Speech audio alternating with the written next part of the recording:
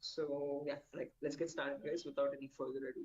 Before that, a quick formal introduction on my end. My name is Mohammed Shoaib, and I'm a cybersecurity trainer certified from EC Council. EC Council is the leading organization for cybersecurity domain certifications. Okay, and the demo that we have today is on the first foundational course called Certified Ethical Hacking. Okay, and the version of this course that is running at the moment is version 11, the latest one. Okay. So again, before we get started, this is a common question that I usually ask students, again, to understand their perspective on this topic. So again, guys, don't worry, even if you don't know the answer or if you're not sure about it, still just try to initiate and let's keep the session a bit interactive and fun rather than just keeping it one-sided. So a quick sample question, like, according to you, in your perspective, what do you think hacking is? Anyone? Again, guys, don't worry. I am not asking for any definitive answers or exact to the point answers. Whatever comes to your mind, okay, whatever you think hacking is, please let me know. Anyone?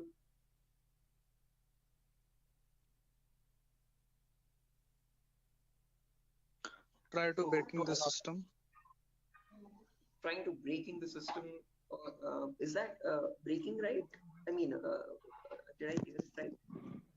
Break into To the system? access Yes, try to break. to access your personal things like computer, mobile. Oh, okay. Trying to break into the uh, system or access personal things. Unauthorized access to the system or a data. Unauthorized access to the system or data. That's a great answer. Again, all answers are perfectly right. There's nothing wrong with them. Perfectly correct answers. Anything else, guys? Does anyone else want to add anything to it?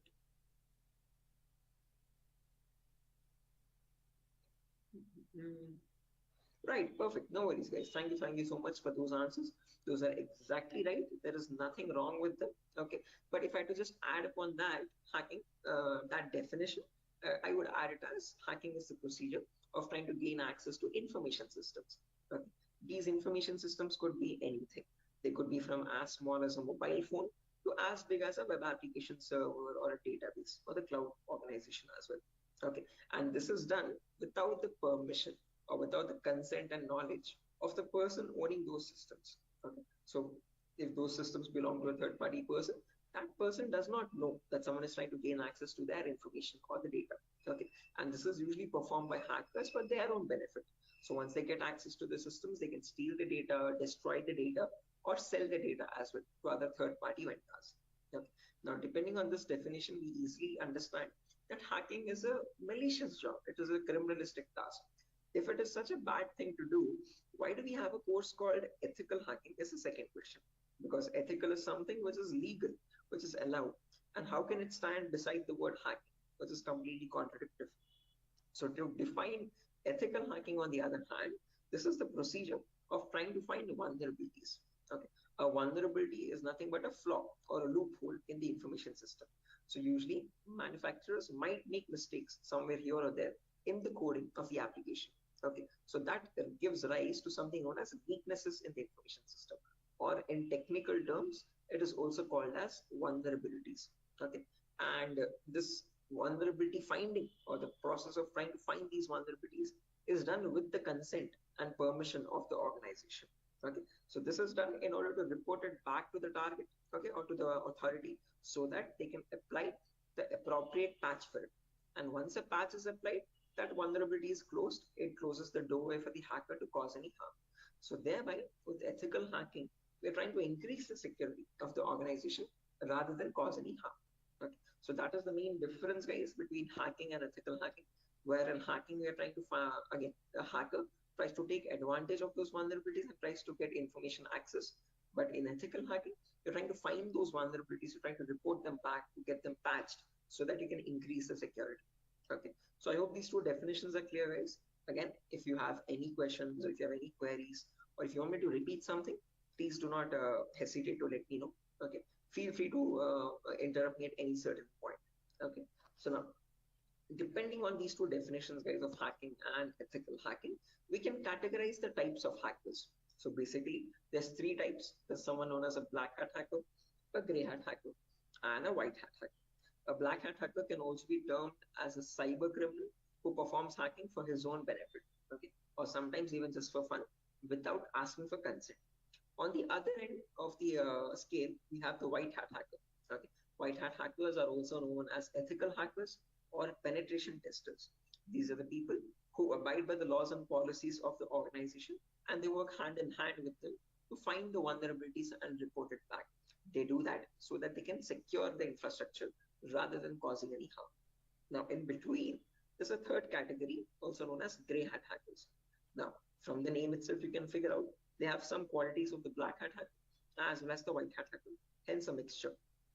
Okay, so like a black hat hacker, they don't ask for permission before finding the vulnerabilities, but once they find the vulnerability, they report it back to the organization. Okay, and that is done in return for a bounty.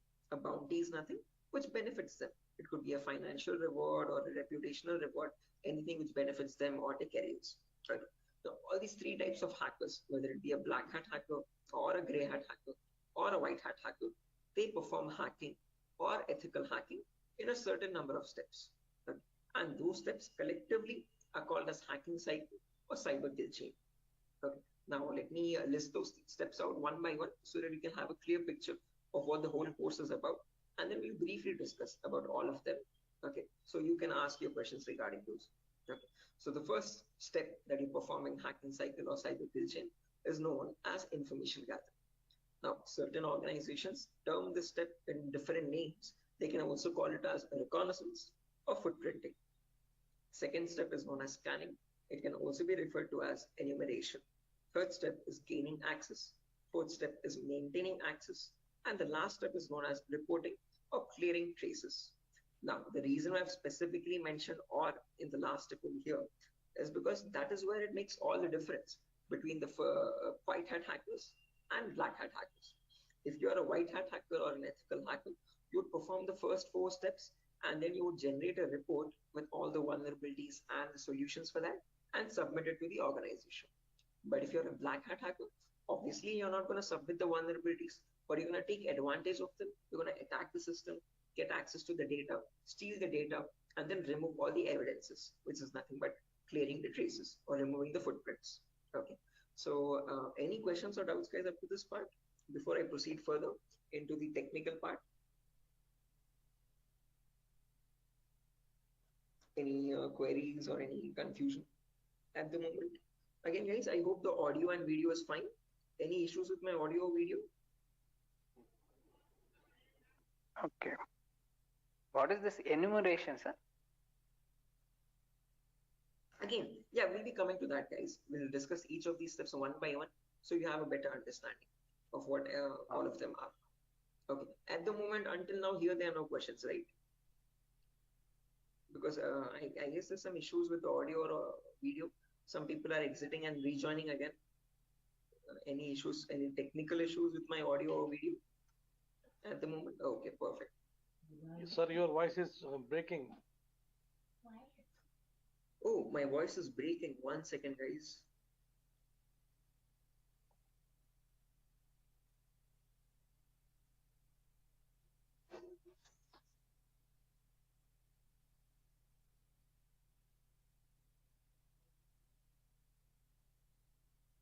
Okay, hello, 1, 2, 3, hello, 1, 2, 3.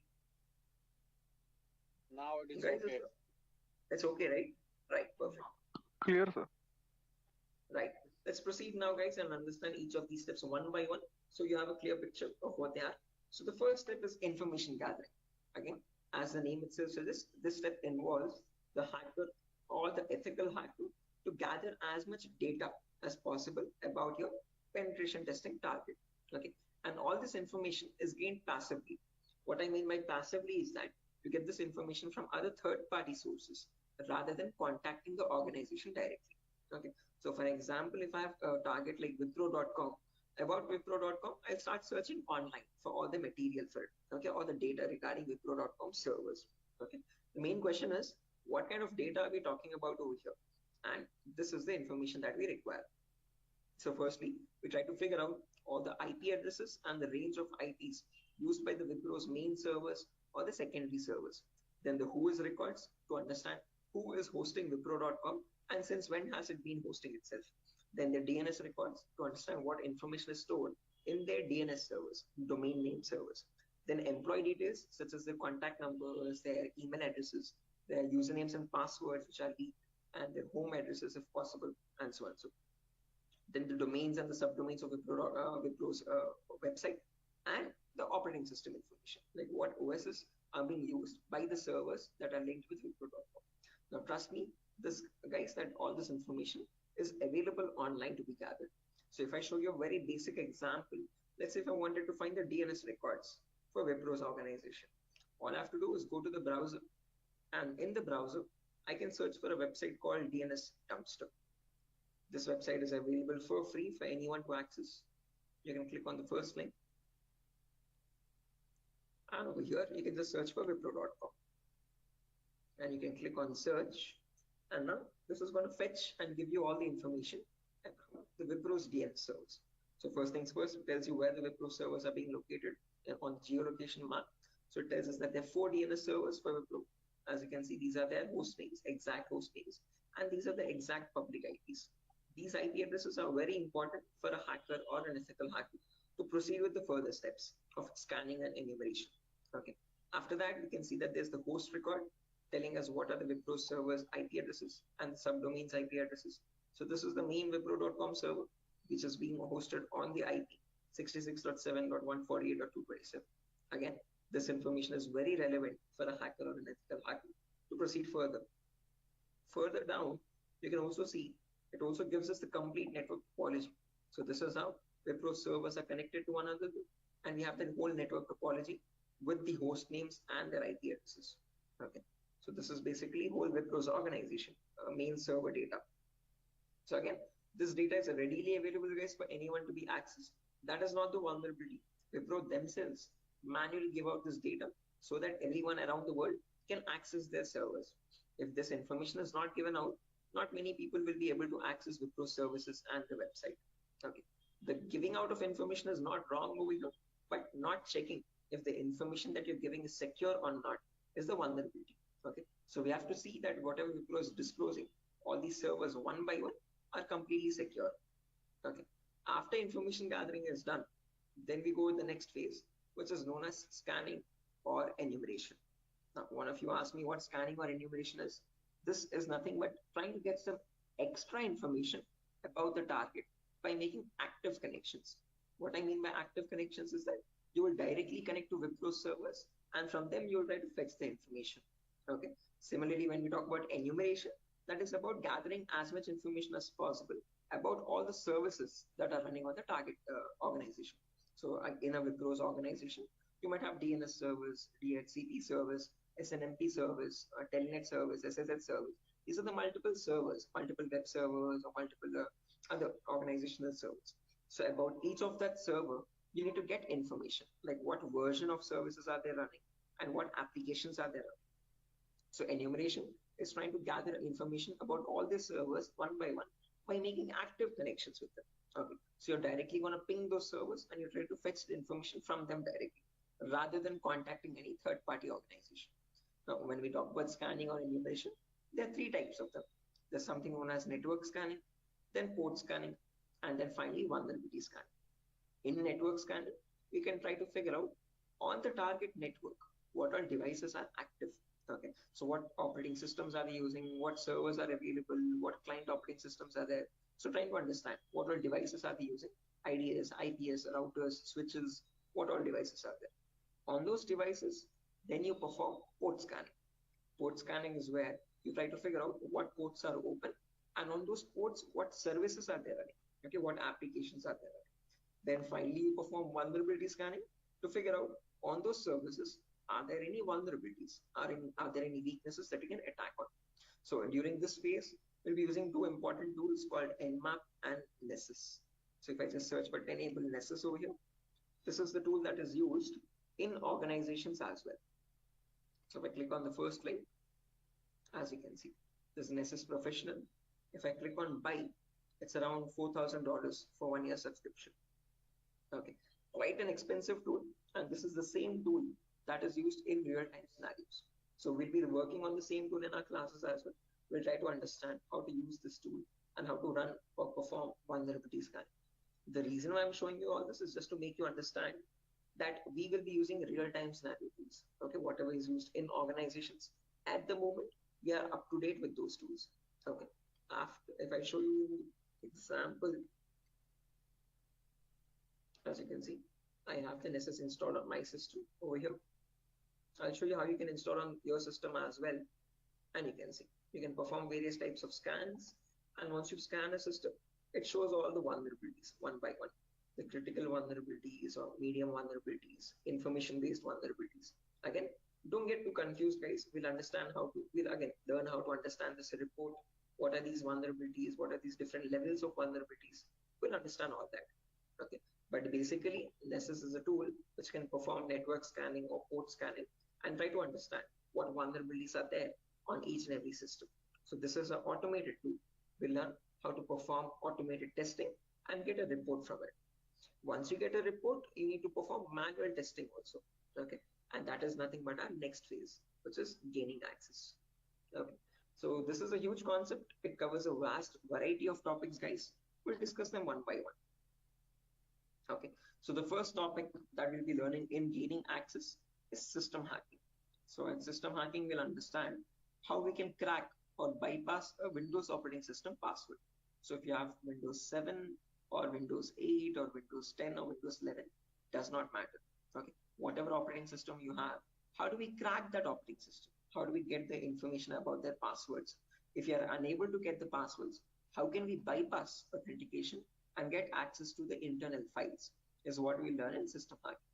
After that comes malware attacks. Malwares are nothing but, in short, malicious softwares.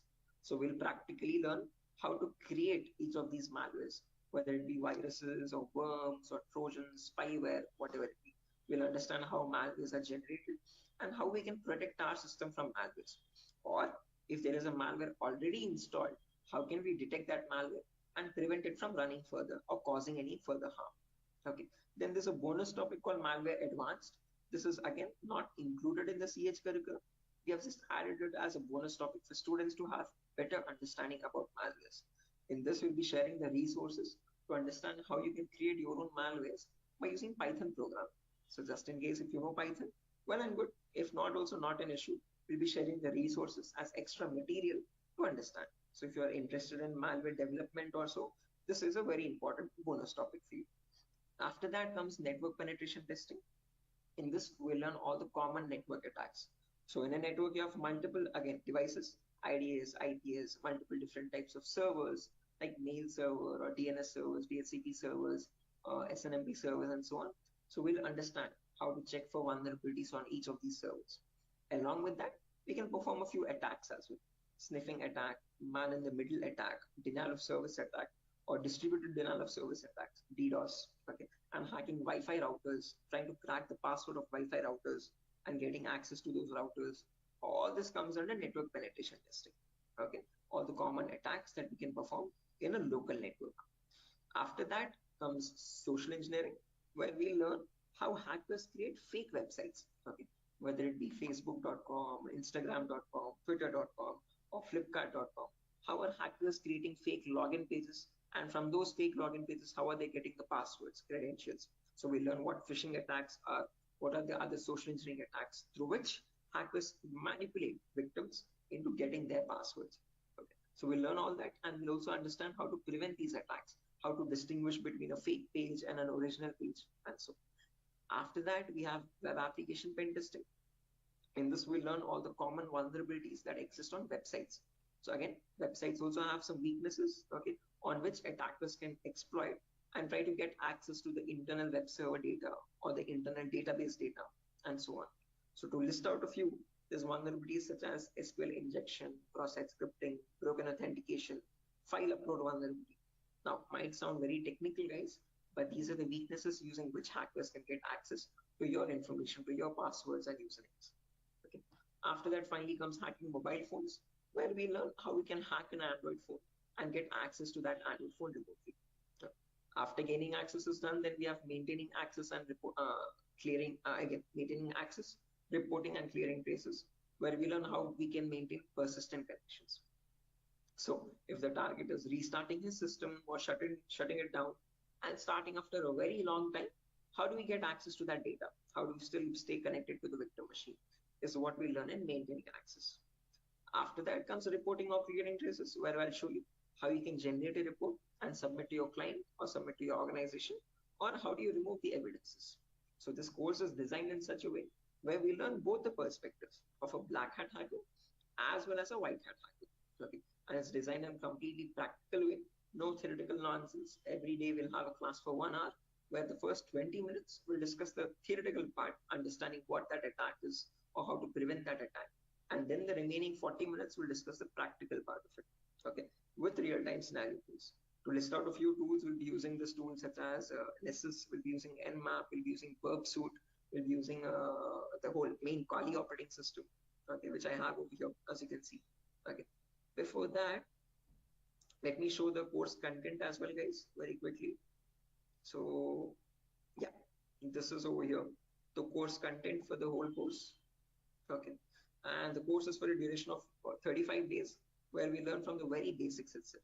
So most of the students ask this as a question, like, sir, are there any prerequisites? Do we need to learn something else separately? No. This course is designed in such a way where even a 10th standard student can come and learn the course for, without any trouble. Okay. Because all the prerequisites are included in the course itself. So before we dive into the advanced concepts, there's a few prerequisites which we will cover. The first few introductory classes. First things first, we learn about networking basics.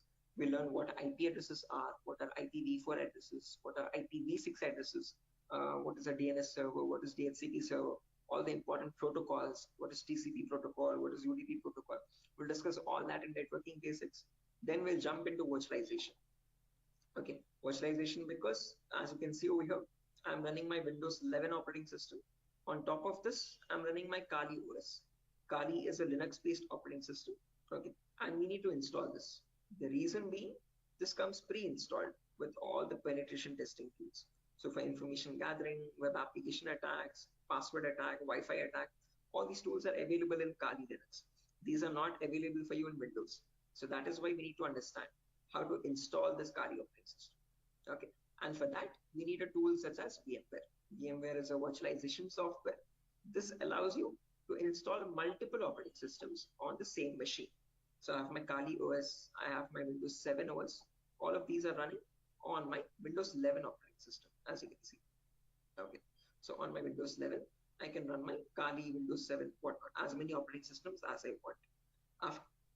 After that is done, then we learn basic Linux and Windows commands, because as I've mentioned, we'll be using Kali Linux. So we need to know how to operate that OS. Okay, so we'll understand what the basic Kali commands are. We'll get familiar or comfortable with the Linux environment, and then we'll dive into the advanced concepts. Okay, so there's a few extra concepts there mentioned as well, as you can see over here: cryptography, reverse engineering, IoT, cloud security. These are not mentioned in the presentation for us, but these are all the topics that we'll be covering. Okay, the whole course duration is around 1 month, guys, 30 to 35 days, and we'll have a class from Monday to Friday onwards for every day for 1 hour. Okay, and the timings will be same. We'll have timings at 8 p.m. Every class will be recorded, and you'll be getting the recordings as well online, which we will have permanent access to. So just in case if you're missing out any class, you can access the recordings whenever you want. Okay, if needed, we can take backup classes as well on Saturdays and Sundays, just in case if there's a lot of absence. Okay, so yeah, that's that, guys. A quick introduction on what the course is and how long the duration of the course is. If you have any questions, you can shoot at me right now. Please let me know, guys. Any queries? Anything that you want me to repeat or so? Can you hear me?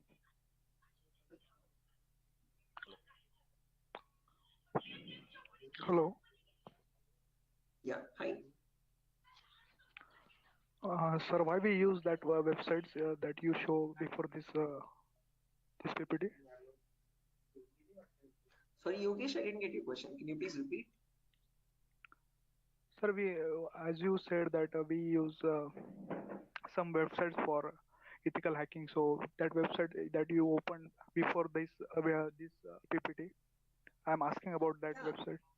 The DNS dumpster website, as you can see over here. This is for information gathering, trying to gather information about any certain client. So before we perform hacking, it's very necessary that we know all the data about that organization or the data about that target. So in order to get that data, we have to visit these third-party websites. Okay. Sometimes your organization might not give you that data sufficient for us. Okay.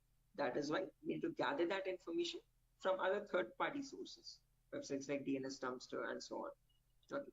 The more the data you have, the more possibilities you have to attack the system.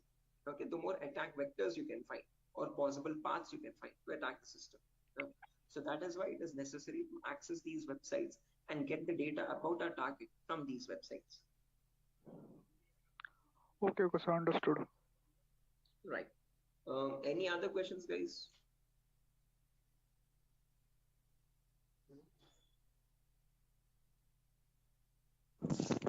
Sir, which type of penetration testing we are going to learn here? Again, CEH is a very comprehensive course, guys. We're not going to be going into any advanced level penetration testing, but we will learn all the kinds of, whether it be web application pen testing or network penetration testing or system hacking or Android pen testing. We'll be covering the basics of all of them.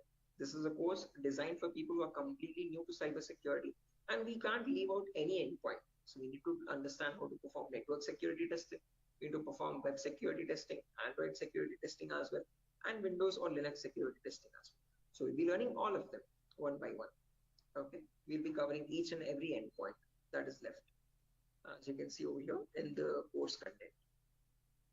Okay, but as I've mentioned, we won't be going in depth of all of them. We'll learn how to check for security vulnerabilities, basic vulnerabilities, and how to remediate them, how to remove those vulnerabilities. Okay, if you want to learn about any advanced after CEX is done, then you can go with advanced courses such as web application pen testing for bug bounty. This course is specifically designed only for website security testing. So in this, we'll be going with OWASP Top 10. Okay, this is an organization which gives you the list of necessary vulnerabilities that you have to test for. And this course only focuses on web applications, nothing else. Okay, so after CEX is done, then you can choose a specific domain, and depending on your interest, you can choose your specialization. Okay, whether it be website security or Android security or network security or cloud security and so on. So Okay, sir. Thank you. right. Any other questions, guys? No, sir. Right. Okay. After So course completion, certification provided. yes, if anyone is interested in writing the CEH certification as well, we provide support for that also. There's complete pass guarantee. So I usually handle the certifications myself. So if you're planning on writing a So this is certification, job guarantee. this is what? Sorry. Job guarantees. Sorry, I didn't get you guys. Can you please repeat that? Hello. After this course, his job is. He's asking Oh, a yeah. placement Yes, assistance. job assistance. Again, guys, at Durgasoft, we're not going to be providing any confirm guarantee that we'll be placing you in an organization, but we'll be sharing your resume once you forward it to our consultancies. Okay. So in the price of 8,000 rupees, we are only including the course content with the course completion certificate. And if you're planning on writing a certification, we will give you certification support as well. Okay. So at that price of 8,000 rupees, we are not in contact with the complete job placement facility, but we do have few consultancies where we can give you your resumes too. Okay, once you're done with the resume preparation, I'll be helping you out in understanding how to create a resume as well, depending on a cybersecurity profile. I'll be also sharing the common interview questions, and I have a few references as well to whom I can forward your resumes. Okay, and again, we will be giving you the interview calls, and you can start attending interviews over there. Okay. Again, it depends on your skill set and your practice on how well you do the interview. So we don't guarantee anything, but we will definitely show you where you can start applying. If it's necessary, I can just give you one source now itself. You can, after your course is done, this is the common website that I usually suggest for students, jobs.null.community. This is a website only specifically for cybersecurity job roles. Okay, nothing else. As you can see, null jobs. This is the website. Okay, and these are all the different domains, and you can start searching over them. So if you're a complete fresher, just click on freshers or internships, and these are at the moment these are the available placements. Okay, so for internships, okay, if you're not into internships, if you want a specific job role, you can start applying for VAPT, vulnerability assessment and pen testing. These are the ones at the moment for cybersecurity. After the course is done, you can start applying over here also. So this is one website that I suggest to most of the students once the course is done, so start applying for jobs. Okay. So again, how well you do, it depends on your skill set and your practicing guides. Okay. And this website is specifically only for cybersecurity jobs, nothing else. Okay. Any other questions, guys? No, sir. Thank you. Right. Again, if you practice properly and if you're done with the course, guys, and if you're thorough with all the concepts, getting a job in these portals is not that tough. Okay. There's a lot of students from our previous batches as well who have searched for jobs in this nuns.job.co.in and they've found their internships and their jobs. Okay. So again, as I've mentioned, once you sit for the interview, it's all on you. Okay. So it depends on your preparation of how well or bad you do. So we can't guarantee anything, okay, because that's on your skill set. But we can at least show you where you can start applying for jobs. Okay. So yeah, that's that, guys. Nothing further for our session today. And yeah, if you have any queries, again, over here is my number. Just in case if you have any queries, technical queries, you can let me know. This is the number over here, 768-006-9768. Hello. Hello. Yeah, I can hear you. Prabin, I can hear you. Yeah. So I just wanted to know. Actually, I'm a working professional. I'm working on the front end side, but wanted to move into this domain. So, what suggestions could you, give me on that side? Again, saying I would recommend if you're completely new to this domain, go with Certified Ethical Hacking, CH version 11. This is a foundational course for people completely new. So you'll be learning everything from scratch. After that is done, if possible, if time and financial permits you, you can write the certification as well from EC Council. So there'll be a CH examination for 125 questions. Okay. And if you give 75% of them right, you get certified from EC Council. You get a certificate from the US organization. Okay. So that adds edge to your resume. If you are not, again, certification is quite costly. It's around $500. So if you're not planning on writing the certification, I would recommend doing some extra advanced courses as well after CH is done, and then add that at least to the resume to build some edge again. Okay. Okay, and is there any coding involved here, or is it into completely into, the security part? Not at all. In CEH, you don't have any requirement for coding level language. But if you're planning on going for some advanced courses like web application pen testing or mobile security testing, there you might need to have some basic knowledge. Okay. So when we talk about web application, it is necessary that you have basic knowledge on HTML and JavaScript. Okay. But when we talk about CEH, the foundational course, for this we have no requirement for any coding level language knowledge. Okay, and what kind of roles are we can apply after the completion of this course? Like someone is if having 5 years of experience and he has transited into this particular cyber security, what kind of roles would be available? Again, as you can see over here, these are the roles that you can start applying for. BAPT assurance lead, BAPT senior security analyst, cyber security consultant. These are all the job roles. Penetration tester, security analyst, or monitoring job roles, and so on. Vulnerability assessment tester. These are the job roles you can start applying for. Okay, cool. Thanks. Right. Any other questions, guys?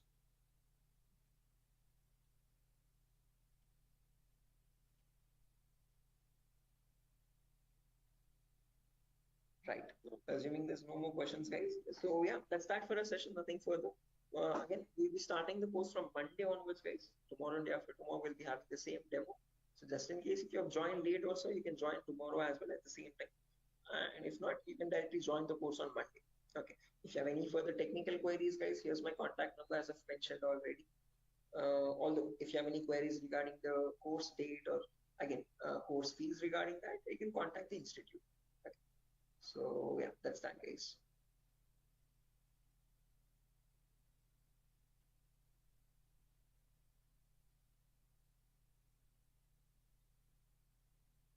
Sure. So I'm gonna be exiting, guys. I hope you have enjoyed the demo, and yeah, If there's any queries, please do let us know how we can help you. Okay. Have a good day, and I'll see you soon. Bye bye.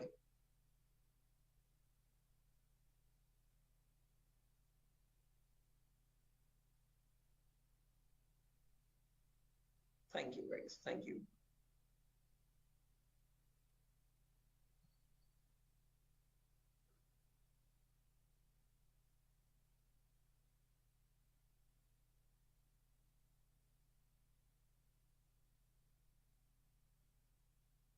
Okay. Hello, guys. Can you hear me now?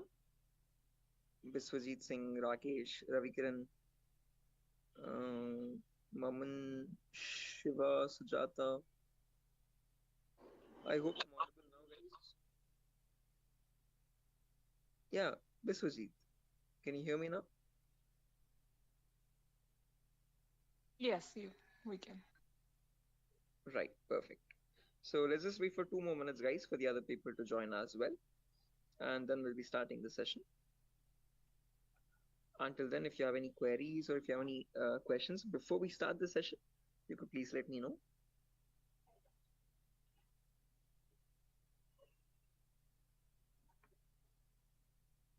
So, Yes, I excuse can me, hear sir. Yeah. So is this the same demo was on Sunday? Yes, the same demo itself, guys. Oh, okay. I have attended on Sunday, so I thought it would be some different or what. No, it's the same demo, guys. A shorter version of that same demo. Again, we'll be starting the live classes, or for the course is going to start from Monday onwards. So just in case we're planning on joining the course, you can join from Monday. The first class will be on networking concepts. Okay, thank you. Tomorrow as well, we'll have one last demo. So Thursday and Friday, today and tomorrow will be the last demo sessions, just in case if students have missed out the previous demos, they can join. That's one last chance for them. And then from Monday, we'll be starting the course itself. Yeah, okay. So just in case, guys, if there's anyone who has already attended this demo session, again, just a heads up, this is going to be the same demo. It's not going to be any different from the previous ones. Okay, this is just backup sessions or backup demos for people who could not join earlier. Okay. Thank you. Sure.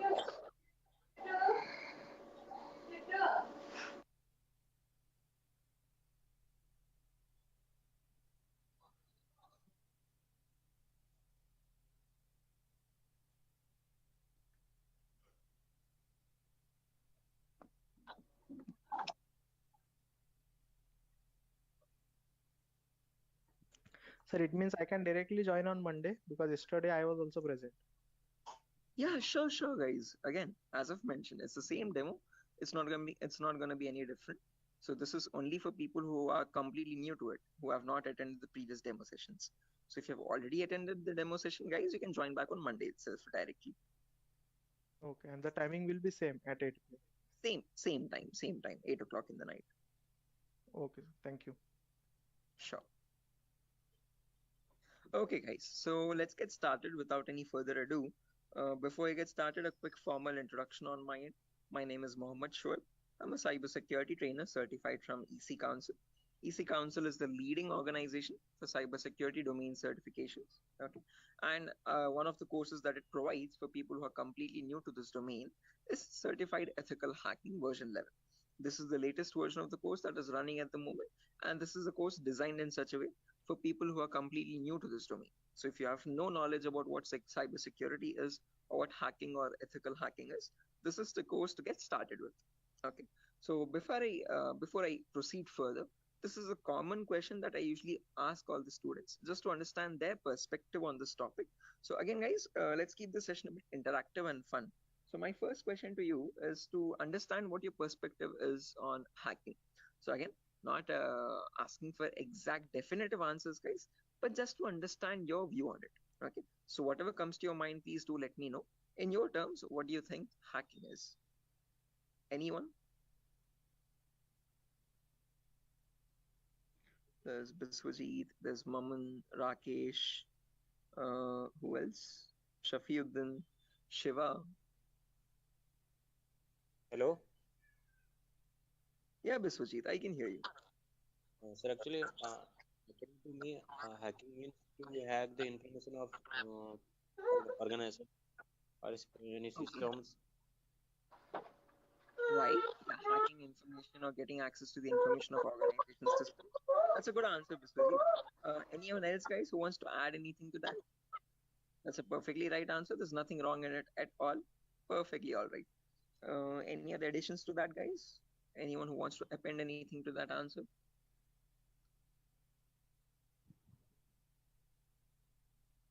Okay, no worries. Shiva, you were about to say something? Your mic was unmuted for a while. Did you have an answer?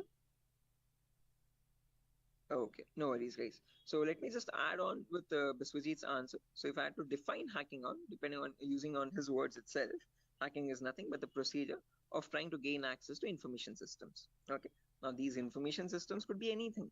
They could be as small as a mobile phone to as big as a database or a web application server or cloud organization itself. Okay. And this gaining access to these devices is done without the permission and the consent of the person owning those systems. Okay, so the organization who owns those systems has no clue that someone is trying to gain access to their data.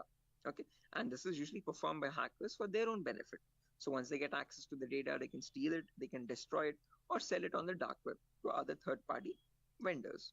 Now, if hacking seems such a malicious job, why do we have a course called ethical hacking? Is the second question. Because ethical is something which is completely legal. And how could hacking become legal now? That's the main question. So when we talk about ethical hacking, on the other hand, guys, this is the procedure of trying to find vulnerabilities. Okay. A vulnerability, in simple terms, can also be called as a weakness or a loophole in the information system. And using these weaknesses only, hackers try to get access to the target information systems data. Okay. So your job as an ethical hacker would be to find these vulnerabilities before a hacker does, and this is done with the consent and permission of the organization. So once you find these vulnerabilities, you have to report it back to the organization so that they can apply the patch for it.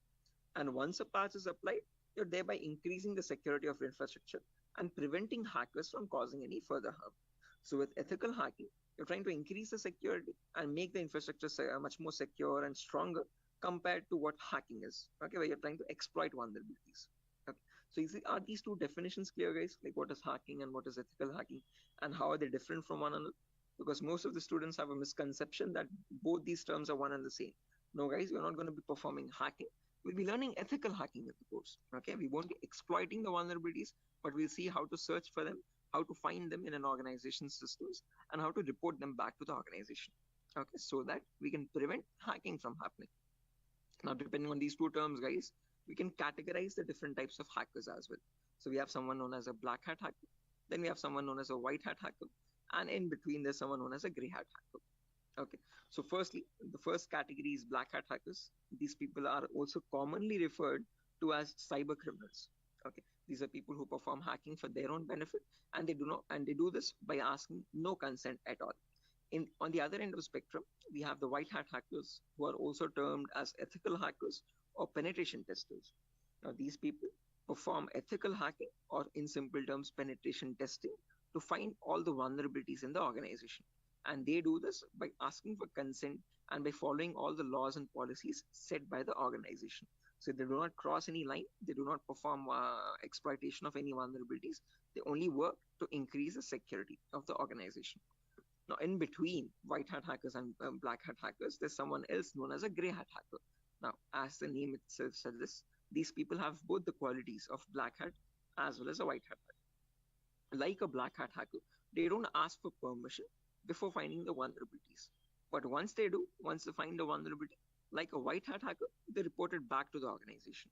Okay, they don't take advantage of it, they don't exploit it and try to attack the system, but they report it back so that they can help the organization. But it's a give and take relationship. So it's there's kind of a bargain over here. Okay, the catch is that these gray hat hackers ask for a bounty in return. Okay, a bounty is anything which benefits them. So they could ask for some prize reward, or they could ask for some reputational reward, anything which benefits their career and profile. Okay, and that is why, in simple terms, they are also known as bug bounty hunters. They find bugs in return for a bounty. Okay, so they are hunting for bugs. Okay, now all these three types of hackers, whether we take black hat hackers, gray hat hackers, or white hat hackers, they perform hacking or ethical hacking in a certain number of steps. Okay, and they follow a procedure, a systematic procedure. That systematic procedure is known in simple terms as hacking cycle or cyber kill chain. Okay, various organizations categorize these steps into various numbers, but if I had to summarize it up, there are 5 important steps in hacking cycle or cyber kill chain. Whether you take a black hat hacker or a white hat hacker or any kind of a hacker, he needs to follow the same procedures as well. Okay. Now let me list them out first, and then we'll discuss in detail about each of them, so you have a clear picture of what the whole course is about. Okay, so the first step is known as information gathering. It can sometimes also be referred to as reconnaissance or footprinting. So they are one and the same term, guys. Don't get confused. Various organizations use various terminologies. But whether you hear information gathering or reconnaissance or footprinting, all the 3 terms are one and the same. After that, you have scanning, which can also be referred to as enumeration. Then you have gaining access. Then you have maintaining access. And then finally, there's reporting or clearing traces. Now, the reason why I've mentioned or over here in the last step in capitals is because to make it a note to understand that this is the only step where you have a difference between black hat hackers and white hat hackers. Now, whether you're any kind of a hacker, whether it be black, white, or gray, the first 4 procedures are to be followed mandatorily. So you have to follow those first 4 procedures in the same order. After that, in the end, what changes is the last thing that you do. Okay, if you're a white hat hacker, you would definitely report all the vulnerabilities that you have found with the remediations, with the solutions to remove those vulnerabilities. If you're a black hat hacker, definitely you're not going to be giving any solutions, and obviously you won't be reporting it, but you will try to remove all the evidences. So whatever harm you have caused, whatever data you have stolen, you might leave some footprints here and there. Okay, so that is why it's very necessary that you remove or clear those footprints so that you cannot be traced out and you stay anonymous. So that is known as clearing traces in simple terms.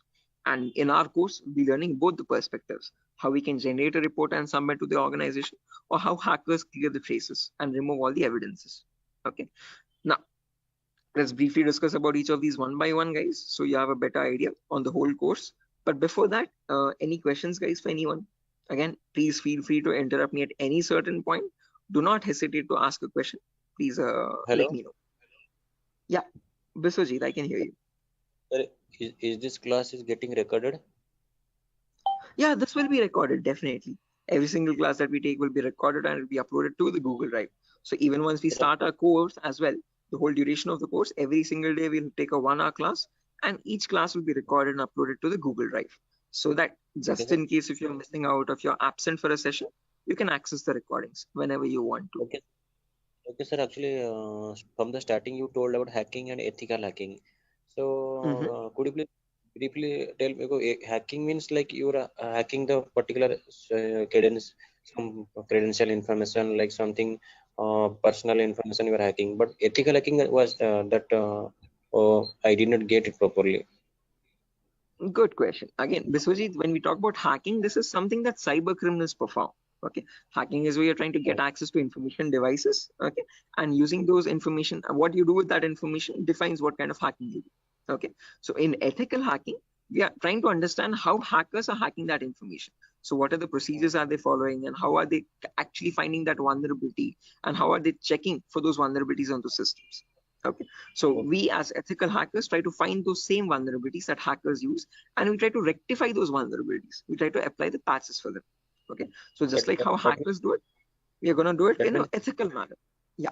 Okay, that means, sir, if a hacker is trying to hack some particular information, and the ethical hackers are there to prevent that through their coding or whatever the algorithms, I think. Exactly. Again, in simpler terms, it's not about algorithms and stuff, but it's about the source code actually. Okay, so whatever it is known as a vulnerability. A vulnerability is a weakness or a misconfiguration of the system. So ethical hackers do the job of finding those vulnerabilities before a hacker can cause any harm. Okay, and once the vulnerability is found, they disclose it to the organization, and organization will remove that vulnerability so that your systems are secure. Okay.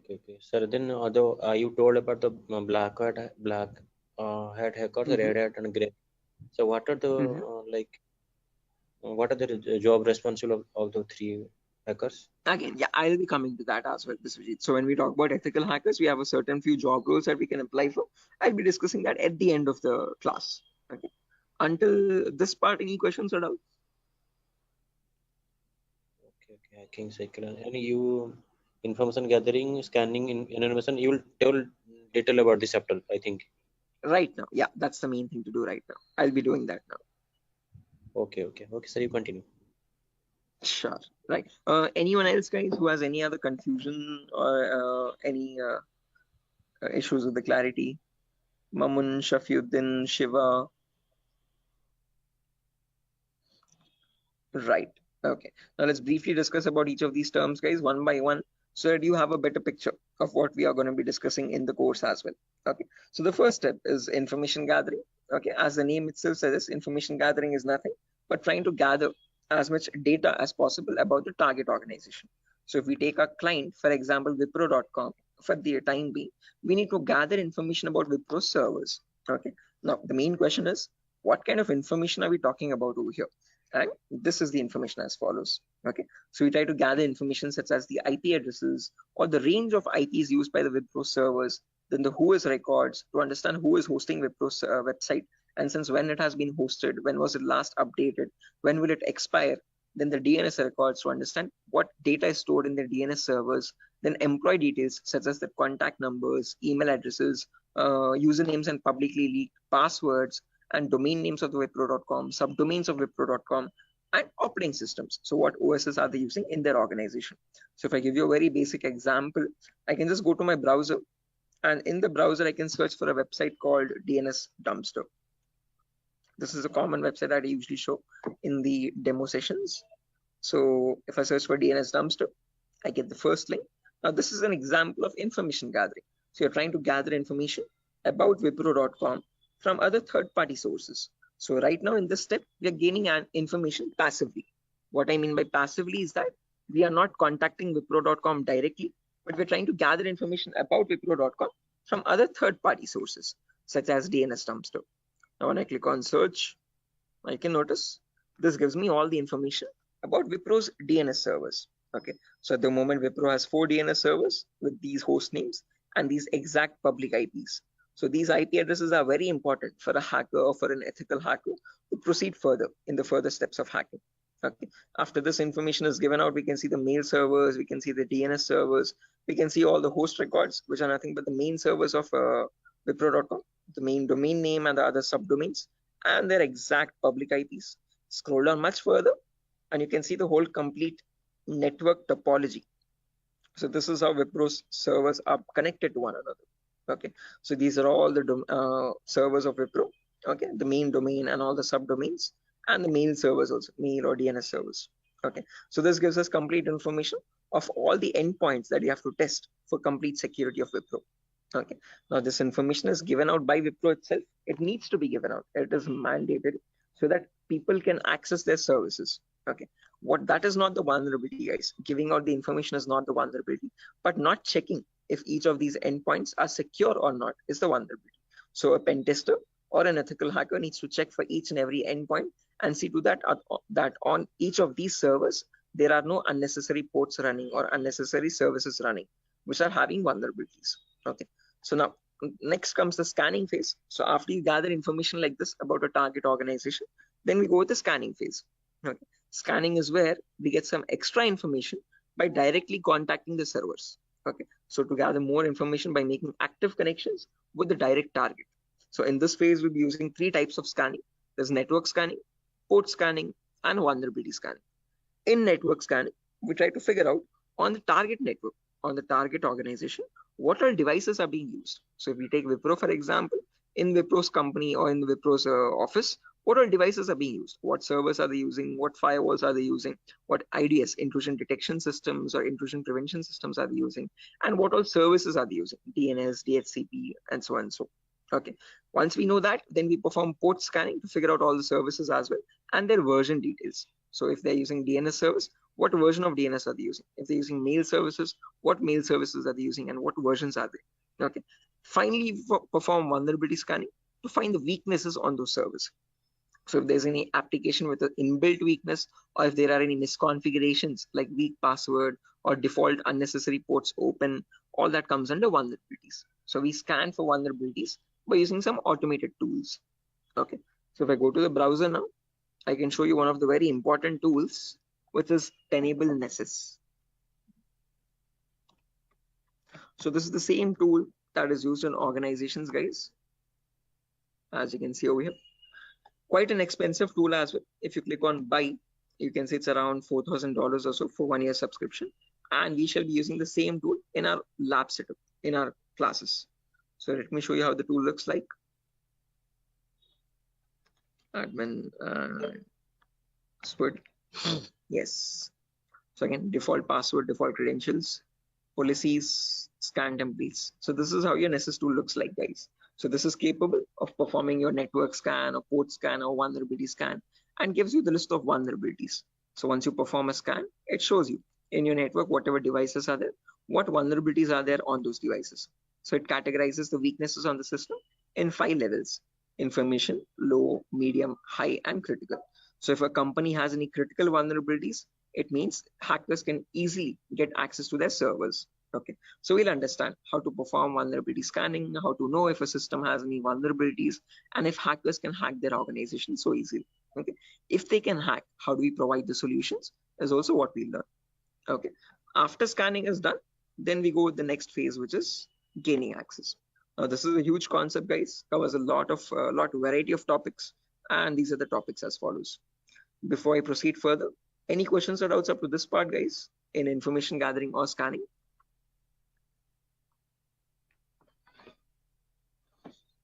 Biswajit, Mamun, Shafiuddin, Shiva.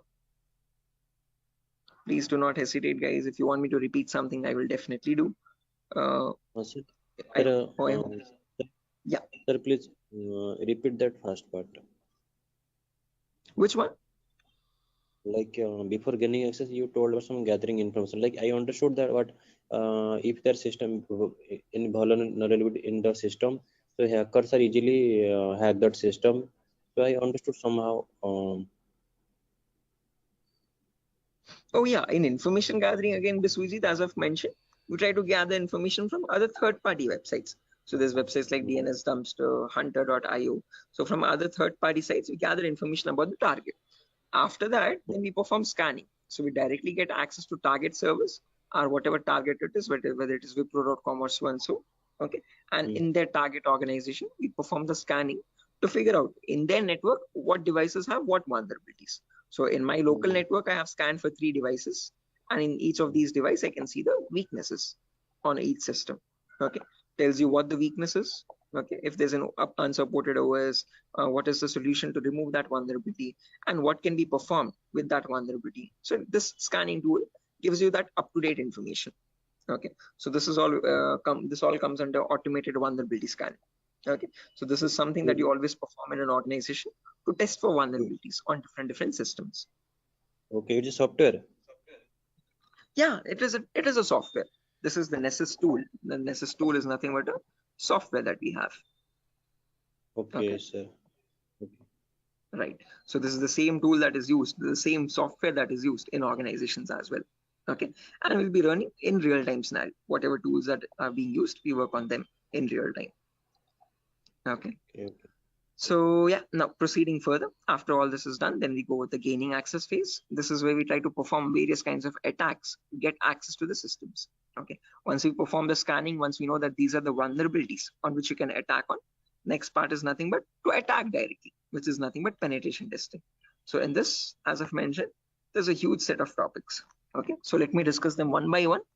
So first topic that I will be discussing is system hacking. So in system hacking, we learn how we can hack or crack or bypass a Windows operating system password. So whether it be Windows 7 or Windows 8 or Windows 10 or Windows 11, doesn't matter. How do we crack or how do we bypass the password is what we learn in system hacking. So if your system is password protected, how can you crack and understand what the password is in clear text? Or if you're unable to crack it, if it is too tough to crack, how can you bypass that password and still get access to the internal files is what we learn in system hacking. After that comes malware attacks. Malware is in simple terms are nothing but malicious softwares, and we'll practically know how to create each of these malwares. So people think that viruses are on the only malicious softwares available on internet, but that's a misconception. We have multiple malicious softwares. We have viruses, we have worms, trojans, backdoors, spyware, rootkit, whatnot. There's tons and tons of malwares, and there's thousands and thousands of malwares added every single day. So we'll practically learn how to create each of these malwares and how to prevent our system from getting attacked by these malwares, or how to detect for malwares on our system. Then comes network penetration testing. Okay. In network pen testing, we learn all the common network vulnerabilities. Okay. So in an organization, in a local network, there are multiple services. There's DNS service, Telnet service, SMTP service, DHCP service. These are all the services or protocols used in a common organization. So we learn how to test for weaknesses on each of these servers. And after that, we'll also learn how to perform network attacks like sniffing attack, man in the middle attack, DOS attacks, or hacking Wi-Fi routers and cracking Wi-Fi router passwords. All this comes under network pen testing. Then comes social engineering, where we learn how to crack passwords from websites. Okay, so how do hackers make fake login pages, Facebook page, Instagram page, or a Flipkart login page, bank login pages? How do hackers get your passwords from these pages? Okay, how can they create fake login pages and send them to the victims and perform phishing attacks? All this comes under social engineering.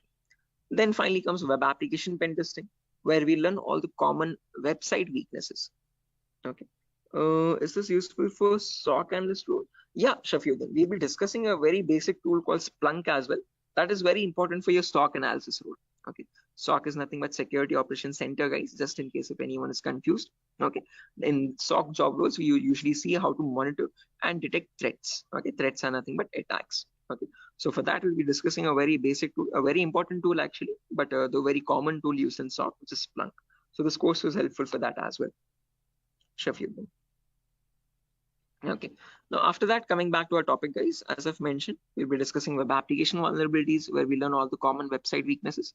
Now, again, this might sound a bit technical, guys, okay, but these are a few common weaknesses that exist, such as SQL injection, cross-site scripting, broken authentication, file upload vulnerability, and so on. So these are the weaknesses that hackers use to get access to the web server, okay, or the databases in the backend. Okay. After that, we have hacking mobile phones, where we learn how to hack or crack an Android application phone. Okay, so how do we use Trojan attacks and get access to the Android phone remotely? Okay, after this is done, then we have two small topics, which are maintaining access and reporting or clearing traces. So this is the most important concept, guys, gaining access. After that, we need to know how to maintain persistent connections. So how do hackers maintain a connection even if the system restarts? Okay, is what is known as maintaining persistent connections. After that, we have reporting or clearing traces, where we'll see how to generate a report and submit to the organization. Or if you're a black hat hacker, how do they remove all the evidences? How do they clear the traces? Okay. Now, since not everyone is from a technical background or might not be from a technical background, we will discuss a few prerequisites as well.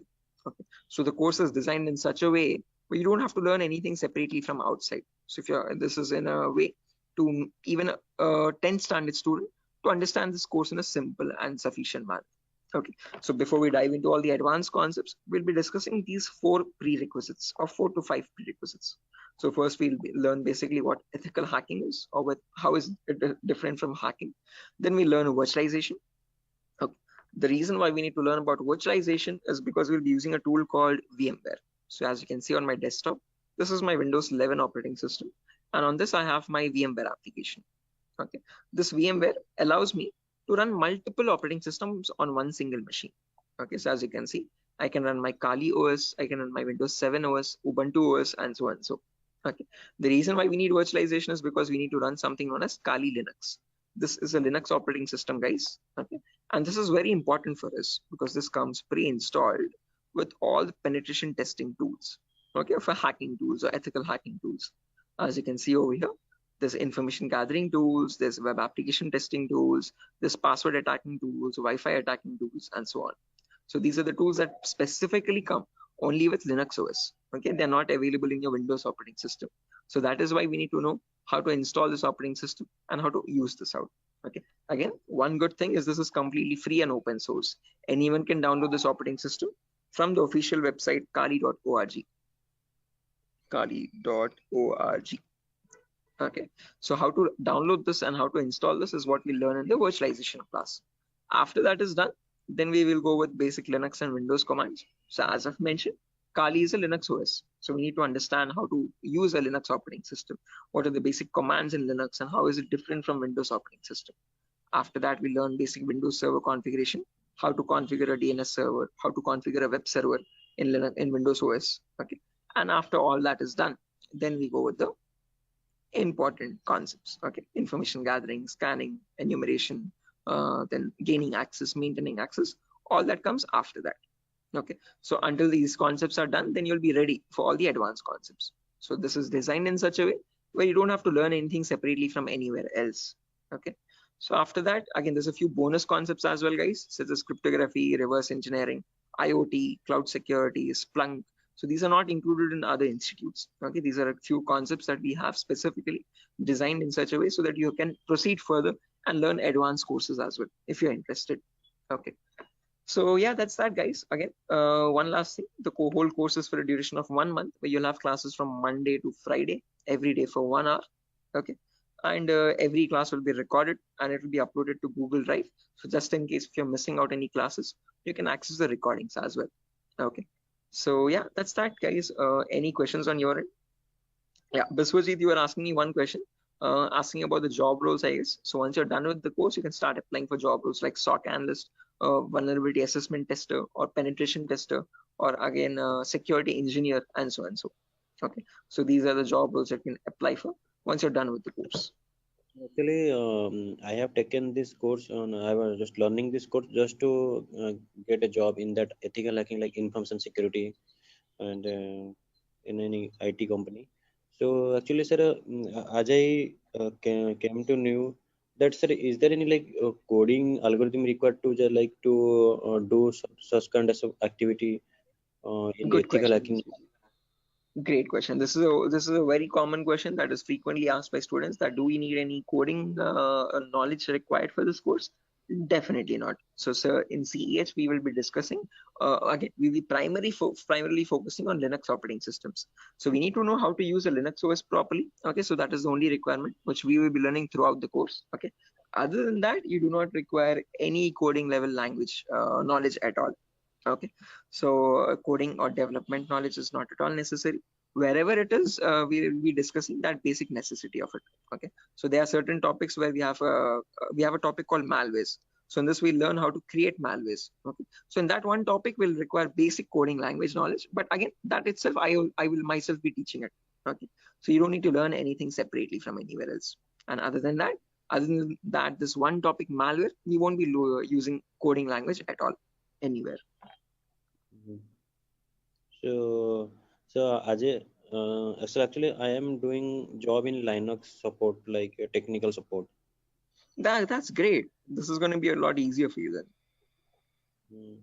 So actually that's why I want to change my career, change my like next job into information security on the doing ethical hacking courses. Yes, I one more thing that, sir, is it necessary to get the certification on ethical hacking, like you have done something Right. hack? Again, it gives an edge, Biswajit. It's better to have a certification. If you're not going with certification, I would recommend you learn a few extra courses as well. Okay. After certified ethical hacking is done, then go with one advanced course, one specialization course like network security or web application security or so and so. So that will add you some much more value to your certification. Okay. So into your resume actually. Okay. So it's better to have certification. But if you're not having certification, just to increase or broaden your skill set, learn an extra course after CH in cybersecurity itself. Okay, there's many streams. Okay, we provide web application security as well, testing. So you can join this course as well, just in case if you're not doing a certification. Okay. Okay. So after that, web application security is another course. Yes. Okay. So in this syllabus, sir, what we will learn totally, overally, what we learn, how much we can work in a company? Again, as I've mentioned, CH is the foundational course. So you'll be learning about all the endpoints. So you won't be focusing on one of them, but all the comprehensively all endpoints. So we'll learn network security also. We'll learn wireless security also. We'll learn Windows and Linux hacking also. We'll learn Android security also. And we'll learn web application security also. But in CH, one thing is you are going to be like a jack of all trades, master of none. So you're not going in deep. You're not specializing in any one of the fields. You're learning about all the fields. After that, you can choose one specialization and you can focus on that. You can either go towards web security or cloud security or network security. Depends on your interest. Okay. Understood, sir. Then Right. that will the final and long term career. Long term, yes. Okay. To get started first, usually in cybersecurity, you usually get monitoring job roles for a few months. Okay.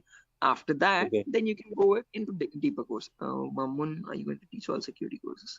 Yeah, I'm the same tutor, Mamun. So after CEs is done, if you're planning on going with cloud security or web application security, we provide those as well. At the moment, mobile and network is not included, but just in case, since student there's a huge boom, there's a huge requirement for web application. So that also I provide. Okay. Okay, sir. You can go with 1 year experience, Shafiuddin, not more than that with CEH. But if you like add a few more courses after that, like after CH, if you do web application and also, you can add a couple years experience, like 2 or 3 years of experience as well. Okay, because you need to know more tools with such years, which that huge years of experience. They will ask you what tools you have worked on. Okay, so it's better you have a few knowledge on those tools. So with more the courses, you get more experience with different tools. Okay, sir. So will you please help with practically all the things? Again, the whole course. Oh, is it back-to-back training? Yeah, Mamun. Again, after the CH is done, I usually take separate classes for web application students as well who are interested to join that. Okay, so that will be a back-to-back session directly. Again, yeah, coming back to you, Biswajit, you were asking me something. What was the question again? I forgot. No, actually, I was asking, sir, what, sir? Forget. Anyway. I forgot as well. But let me try to recollect. Does anyone else remember, right, guys, what Biswajit was asking? Practical, yeah, good question. So again, the whole course is designed in such a way where it is 20-40 ratio, guys. So out of all the 60 minutes that we have every single day, the first 15 to 20 minutes will discuss the theoretical part. The remaining 40 minutes will discuss the practical part itself with real-time scenario examples. I'm not going to be boring you with theoretical knowledge. Only in the demo class and only in the first few introductory classes we'll discuss theoretical concepts. Once we start from the information gathering, everything is going to be completely practical based. Okay, with tools that are used in real-time scenario. Are you teaching cloud security? Yes, I teach cloud security as well, Biswajit. Okay, but again, as I've mentioned, that is usually taken up after CH is done. Okay, so we'll discuss on AWS security and again, mostly on AWS itself.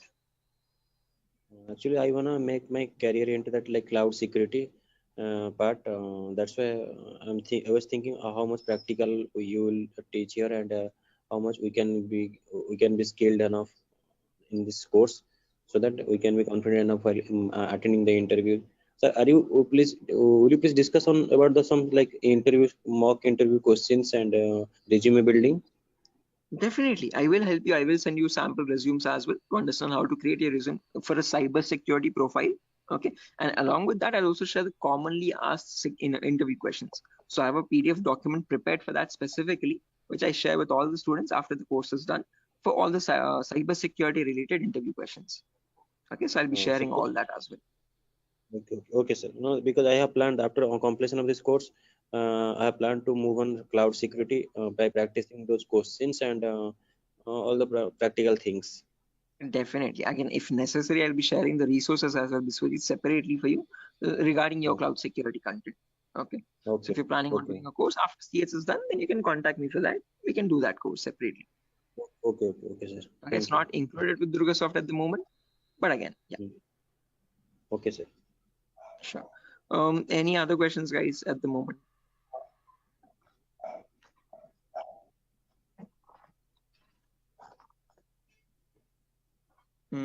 Okay, assuming there's no questions, guys, I'll be ending the session over here. And yeah, that was great interacting with you guys all, Biswajit, especially with you because you have asked a lot of questions. So I hope everything is clear and you have no more unresolved queries.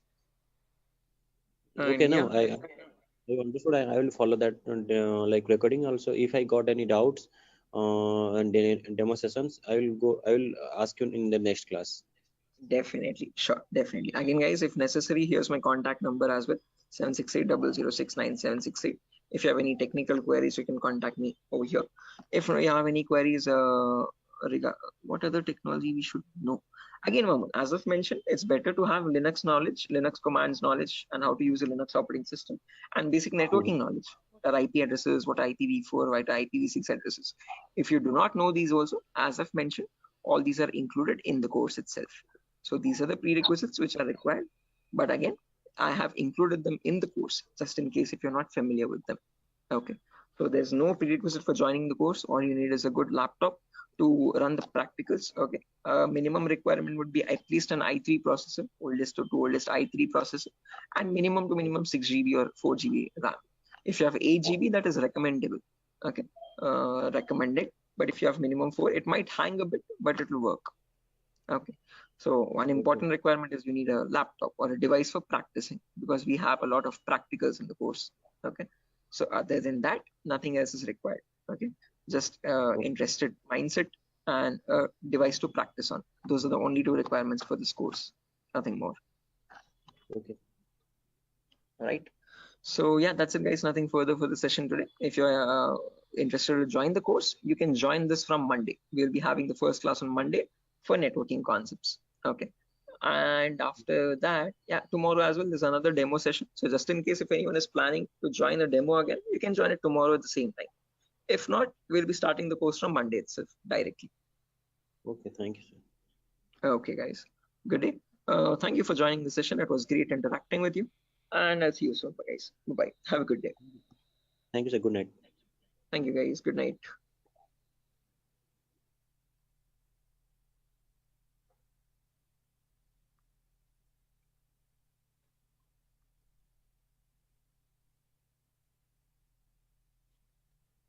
Guys, can you see the screen now?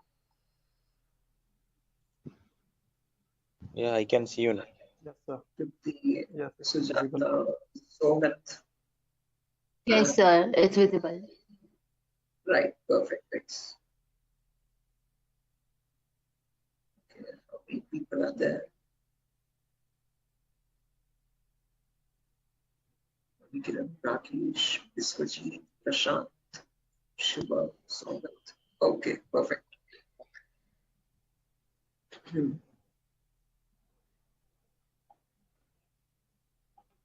Okay, guys, let's get started with the session without any further. I am already a bit delayed in starting the session, so sorry for that, guys. I was stuck in a work. There was an issue with a security vulnerability actually with one of the organizations, so stuck with that. But anyways, let's get started with our class today. With our first session today will be on basic networking concepts. Before I get started, any issue with my audio or video? Anyone? Is everything fine? Can I proceed Yes, with the sir. class? No, actually, we are getting some like noise. a kind Oh, of there's issue. some background. Yeah, Yes, the we not can call it not as a kind of issue. not clear sound. 1 second. Thank you. 1 second. I'll just change my microphone. Just give me a second for that. Yes, yes.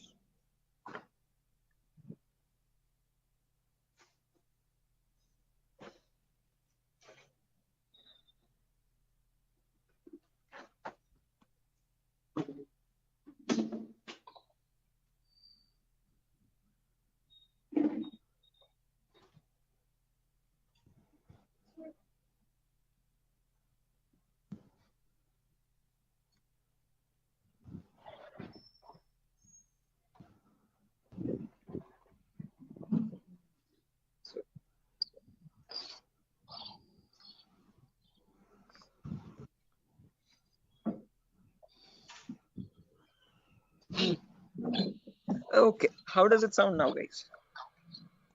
It is audible now. Yes, now it is clear. It's audible. Background disturbance, no kind of issues. Yes, yes. Perfect, perfect, perfect. Okay, guys, so let's get started without any further ado. So as I've mentioned, in today's class, we'll be going with basic networking concepts. We'll discuss what IPv4 addresses are. Okay, so before diving into IPv4 addresses, let's try to understand what a network is and what a host is. Now, these are very two simple words that you keep coming across every single day. Okay, a host is nothing but an information device. Okay, any information device which is capable of communicating with other devices is known as a host. Okay, it could be a mobile phone, it could be a router, it could be a laptop, a personal computer, or any other device, an information device, okay, which is capable of communicating with other devices. Now, when you have such devices connected to each other, okay, which can communicate with one another, that forms a network. Okay, so a network is a collection of hosts which can communicate with each other and transmit data. Now, just like how we humans communicate with one another, we have our respective names. Okay, I can address you by your name. You can call me by mine. Okay, and we can communicate with one another.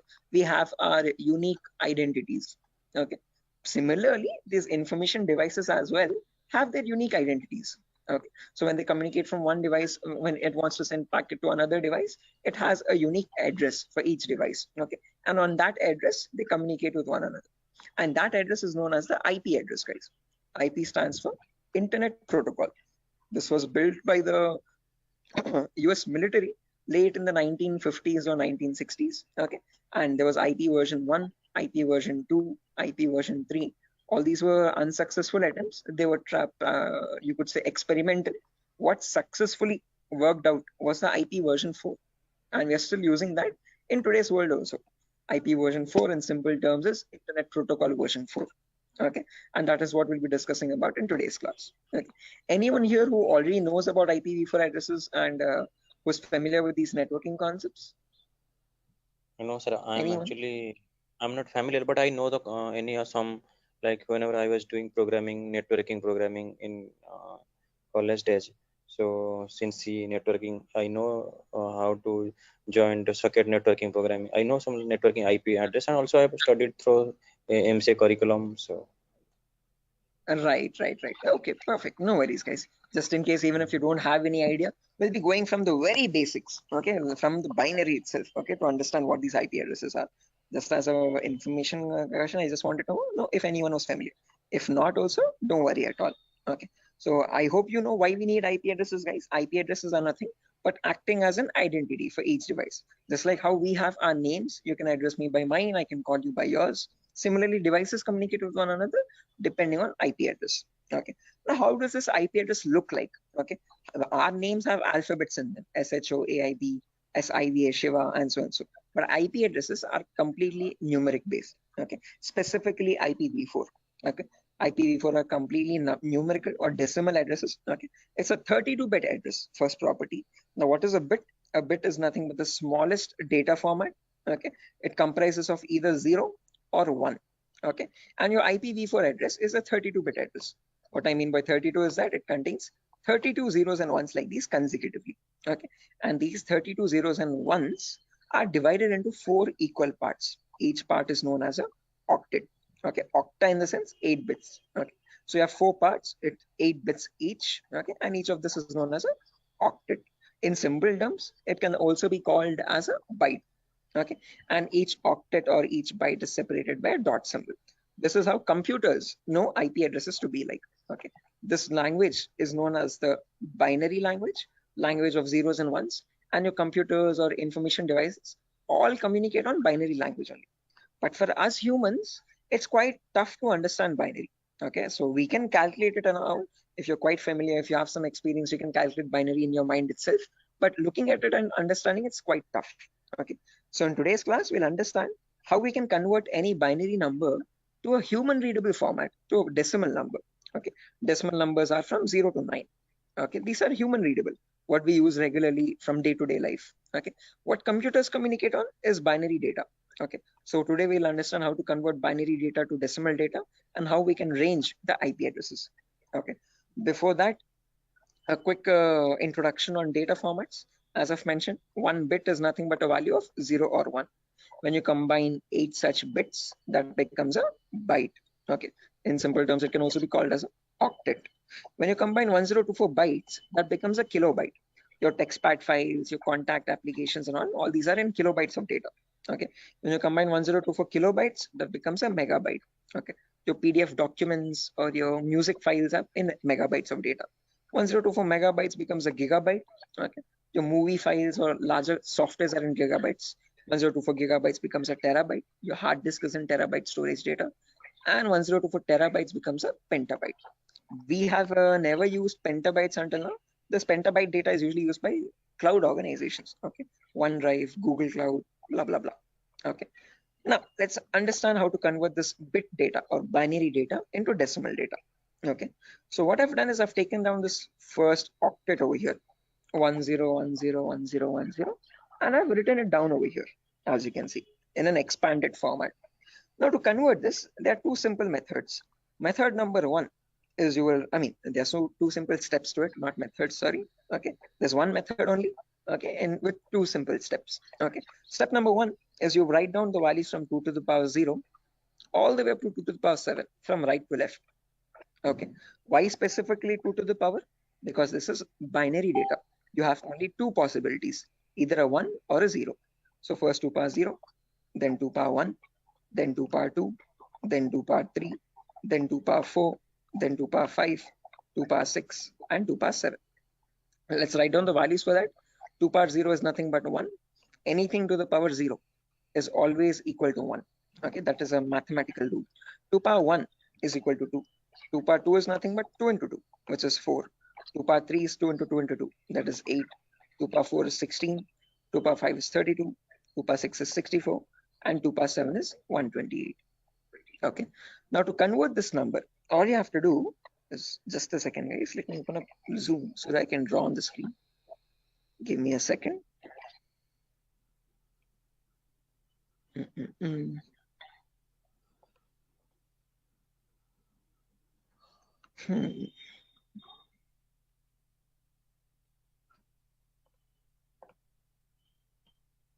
Right, perfect. So when you want to convert any number from binary to decimal, first things first, you have to write down these numbers. Then you multiply the lower number with the top one and add with the next one. As simple as that. Multiply, add, multiply, add, multiply, add. This goes on till the last step. Okay, so firstly 2 power 0 into 0. Anything into 0 is 0 itself. So I've written 0 over here. Then 2 power 1 into 1. That is 2 power 1 is 2. As you can see, I've written the value over here. Into 1 is the value itself, 2. 2 power 2 is 4. 4 into 0 again, we have 0. 2 power 3 is 8. 8 into 1, 8 again. 2 power 4 into 0, 0. 2 power 5 into 1, 32. 2 power 6 into 0, 0. And 2 power 7 into 1, that's 128.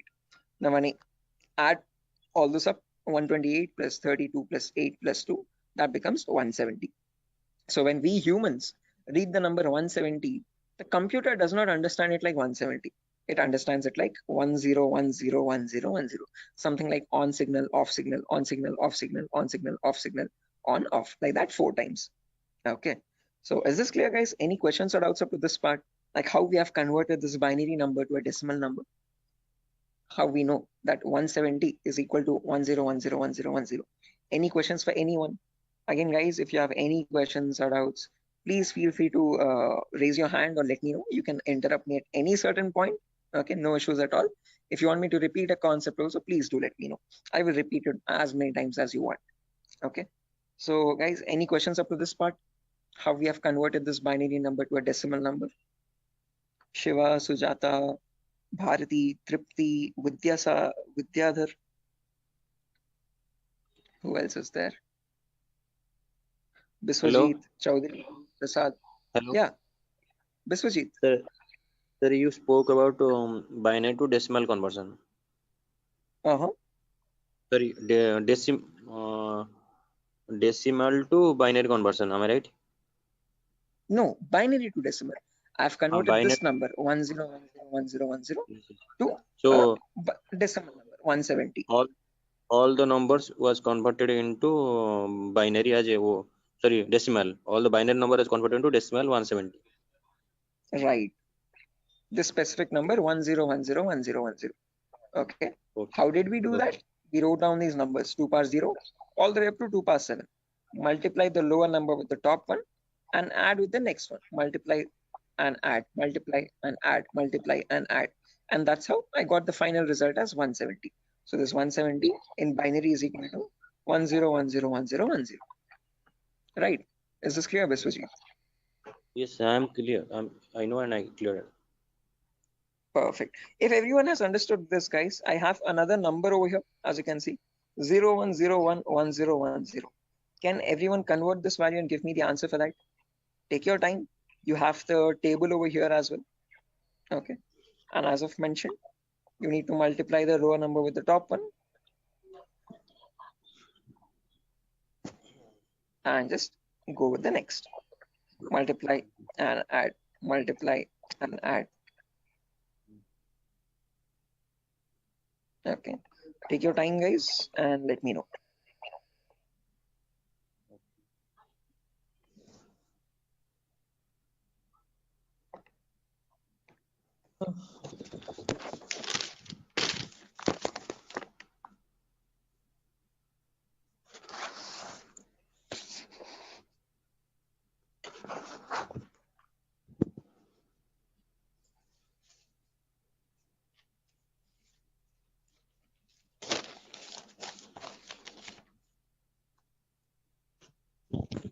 Is it 90?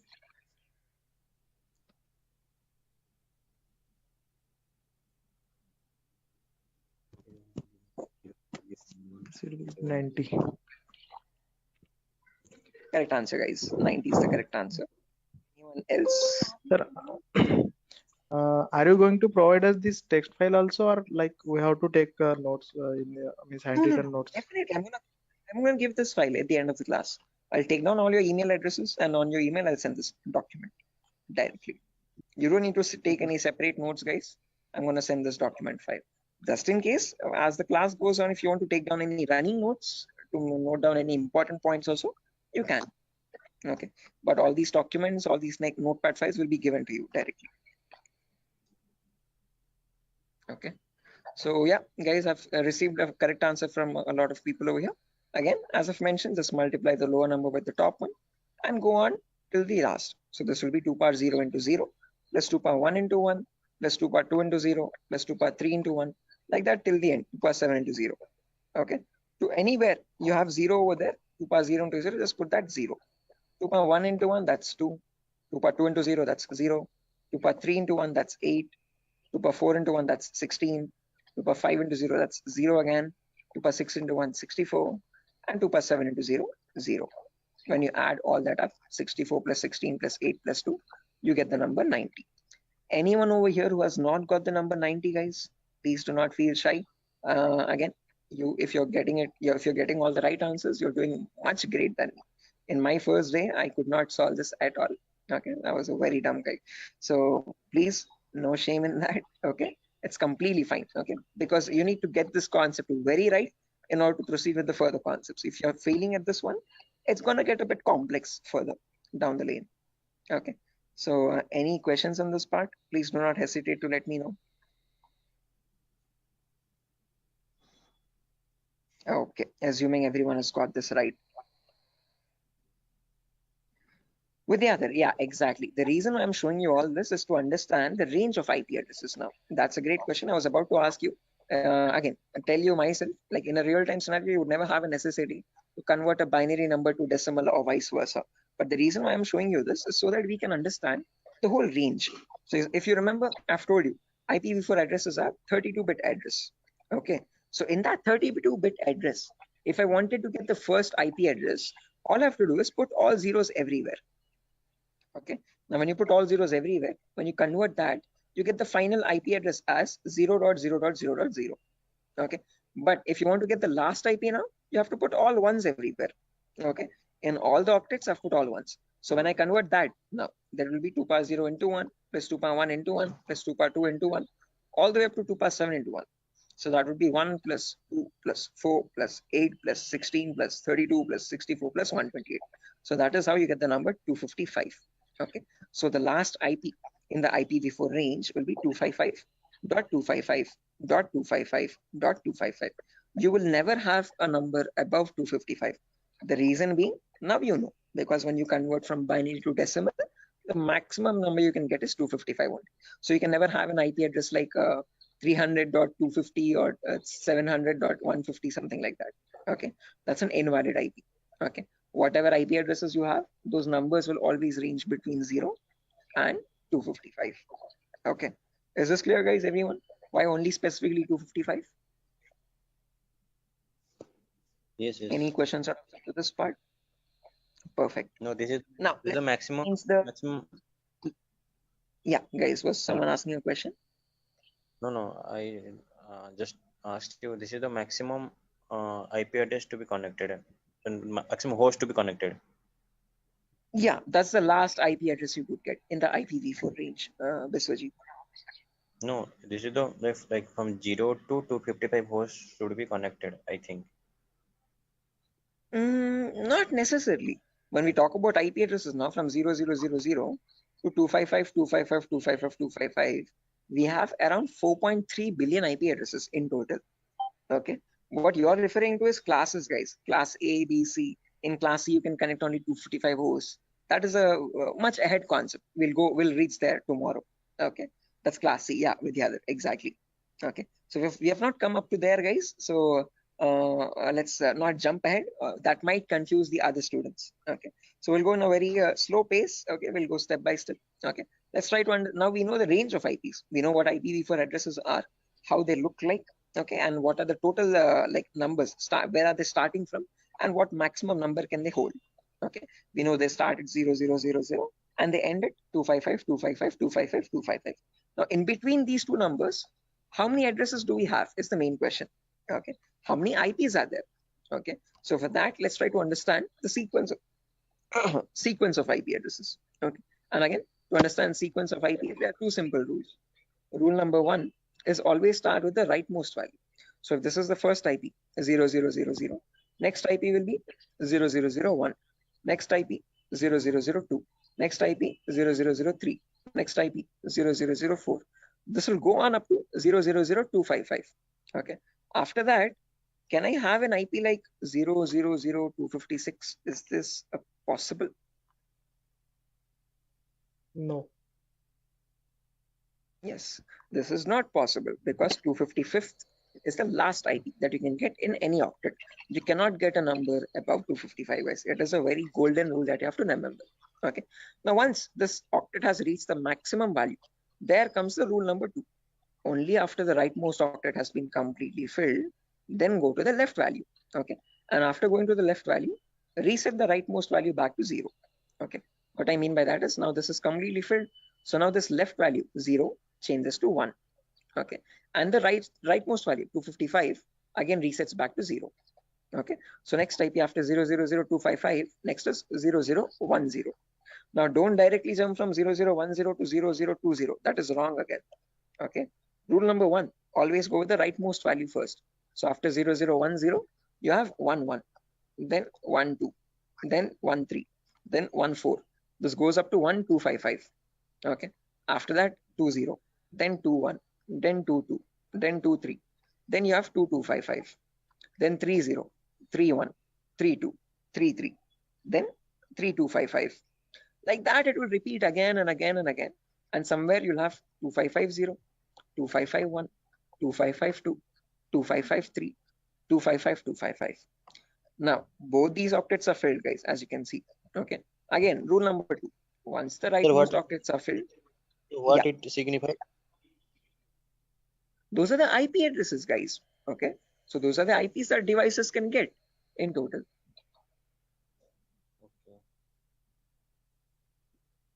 Okay, so continue. Right. Again, doesn't signify anything. I'm just showing the sequence of IPs. Okay. How do IP addresses progress from one another, one after the other, one after the other? Okay. Like after number 1, you have number 2, number 3, number 4. Like that, I'm showing you how IP addresses cycle one after the other. Okay. After 255, 255. Yeah. Is this class C or class B? This is the whole range of IP addresses. We have not come to classes, so forget that classes exist for the time being. Okay. I have not discussed what classes are. Okay. I have not discussed. I have not brought up the word class. Okay. So for the time being, just forget the word called class. When I come into it, then get reminded of it again. Okay. Biswajit, do not confuse yourself. I am right now just telling you how IP addresses progress from one after the other. Okay. So I'm just telling you what is the first IP. After that, what is the next IP? After that, what is the next IP? After that, what is the next IP? As simple as that. Okay. So after 00255, 255, now this is completely filled. This is also completely filled. So now this 0 changes to 1. So after that, 0100, 0101, 0102, 0103. Then you have 10255. Then after that, this 255 becomes 0 and this 0 changes to 1. So 110, 111, 112, 113, 11255. Like that, the cycle repeats again and again and again. And somewhere you'll get 01 255.255. Just like how we had 0.0255.255, you have 0.1.255.255. Then after that, from 0.200 to 0.2255255, 0.300 to 0.3255255, like that, 0.255000 to 0.255.255.255. Now, whatever cycle repeated from the first IP 0000 till the IP 0.255.255.255, same cycle again repeats from 1000 to 1.255.255.255. Same repeats from 2000 to 2.255.255.255. Same from 3000 to 3.255.255.255. Finally, from 2.55.000 to the last IP 2.55.255.255.255. Okay, so all I'm showing you is the progression of IPs. How do IPs change from one after the other? What is the consecutiveness of IPs? Okay, so if you wanted to get the total number of IP addresses, you from 0000 till 255.255.255.255, it would be 255 to the power 4, because each cycle is repeating 255 times. So the total number of IP addresses would be 4.3 billion IPs, okay, which is the number equal to 255 to the power 4. So with the other, yeah, the correct number of IP addresses would be 255 to the power 4. Hello, is that clear? Yes, sir, I understood something. Yeah. Okay, guys. Until this point, any questions, guys, for anyone? Again, do not get confused, guys. This is just to show you the sequence of IP addresses. In a real-time scenario, you would not need that anywhere. I'm just going very theoretically to get you familiar with the foundational concepts, like how IP addresses are built, how do they look like, what is the sequence of IP addresses, and so on. Going very basic. Okay. Sir, so you told. Hello. Yeah, Biswajit. Sir, you told that 4.3 billion IP addresses. That means, sir, I did not get it actually. That, yeah, again, how many IP addresses are there, Biswajit? If you remember, each octet is cycling 255 times. Okay, so this first octet, rightmost one, is going from 0 to 255. Okay, after that, from 10 to 1255, again 255 times. So like that, each octet is cycling 255 times. So there are 4 octets now. So 4 octets in the sense 255 into 255 into 255 into 255. Basic permutations and combinations. Okay, and when you calculate that 255 to the power 4, you get the number 4.3 billion. Okay, so that is how we got that number. Is that clear, guys? Okay. Hello? Yes, sir. Yes, sir. I understood. Right. Perfect, guys. Now, my question to you guys is, in today's world, in the era of 2022, are 4.3 billion IPs sufficient? No. No, sir. No, sir. Definitely. Right, correct. Because the population itself is around 8 billion people, right? Close to 8 billion or 8.5 billion. 4.3 billion IPs are nowhere sufficient at all. Okay. Again, each person might use multiple devices in the network also. Okay. So that is why, to come up as a solution, they made these IPs into 2 different parts. Okay. Solution number 1 was they divided these IPv4 addresses into, again, 2 categories. One, something is known as public IPs, and there's another category called private IPs. Okay. This categorization, okay, or division of IPv4 into public and private IPs is known as NATing, network address translation. Okay, when they knew that this solution is also not working out, this might also still cause the IPs to go extinct, then they came up with another set of IP addresses known as the IPv6 address, guys. Okay, so not just IPv4, there's another version as well called IPv6 address, and these are 128-bit addresses. What we are seeing until now is just a 32-bit address. 128 in the sense 4 times the size, bit length size of IPv4. Okay, but in that you have trillions and trillions of IPs. Okay, not billions, but trillions. Okay, so we'll discuss IPv6 on a later date. Okay, but in today's class, we'll end it with public and private IPs. So let's try to understand what these public IPs are and private IPs are. Okay, so public IPs are the IPs given to you by your internet service provider. So in our home, we might have different broadband connections. You could be using Act FiberNet or Airtel or Tata Docomo or BSNL. All these people are providing you the service of internet. Hence, they are known as ISP, internet service providers. Okay, they give you access to the internet by giving you a public IP. Okay, so to your home, you might have a router. Okay, that router might be getting a wire from the outside. Okay, that outside wire, that cable is nothing but giving you the public IP. Okay, so if you want to check your public IP, you could just go to the browser, and in the browser, you could just search, what is my IP? What is my IP? And from that, you get an IP address over here. If I click on the first link in the browser, you can see I'm getting my FiberNet from Act Fiber Beam. My location is Pedder Voltaire, Andhra Pradesh, Vishakhapatnam. Okay, so this is my public IP. This is the IP I'm using from my ISP to access the internet or to take this Zoom session.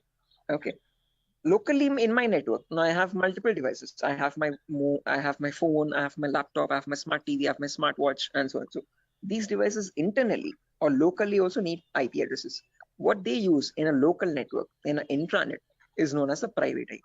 So private IPs are the IP addresses provided locally in a network. Okay, so this can be given manually by you, by the network admin, or they can be given automatically as well from a DHCP server. Now, don't worry what this DHCP server is. We'll discuss about it in tomorrow's class. But one important thing to note is public IPs are used for connecting to internet. Private IPs are used in a local intranet. Intra is nothing but a local network, a small indigenous your house network or home network. Okay, so if I just draw this out to show you much clearly, let's say over here, this is my ISP. I hope the drawings are visible, guys. This could be my ISP, internet service provider. Okay, and I have my house over here in Vishakhapatnam somewhere. Okay, in my house I have multiple devices. I have my phone, I have my laptop, I have my smart TV, and I have my Wi-Fi router also. Okay, this router is getting a connection from the ISP outside externally. Okay, this is nothing but my public IP. Okay, this is the public IP part. Oh, sorry, public IP. Okay, on the intranet locally, now these devices, every device will be connected to the router internally. Okay, by giving the correct Wi-Fi router password. Okay, and these devices will get the private IPs. Okay, my phone will get one private IP, my laptop will get a different private IP, and my smart TV could be getting a different private IP. Each of them will be unique in a local network. Okay, so this is where public IPs come into play, and this is where private IPs are used in a local network. Is this clear, guys? Any questions up to this part theoretically? Hello? Public ISP, private. Okay, sir. Any questions, guys? Sir, actually, internet, just. Yeah, internet is what you connect to the World Wide Web. Okay, whenever you're opening up your browser and connecting to any public website, okay, that public website is nothing but the internet facing site. Okay, your google.com or your yahoo.com, youtube.com, all these are public addresses. Okay, private IPs are the local IPs. So your inside home network is a private IP network, and that private network is known as the intranet. Okay, and this is the intranet, INTRANET. Okay, intra is nothing but local network, and this is the internet. Okay. Is this clear, guys? Any questions or doubts up to this? Yes, please go ahead, guys. Sir, why they have been given private IPs? Like they are also connected with internet somewhere around. Okay. So, like, why they have been given private IPs? They should be public, right? Which ones? I didn't get your point. Who's Like asking the question, guys? the devices which are in the home, they are in private IP, right? So somewhere Yeah. around they are also in connection with the ISP. So they should be public, you know.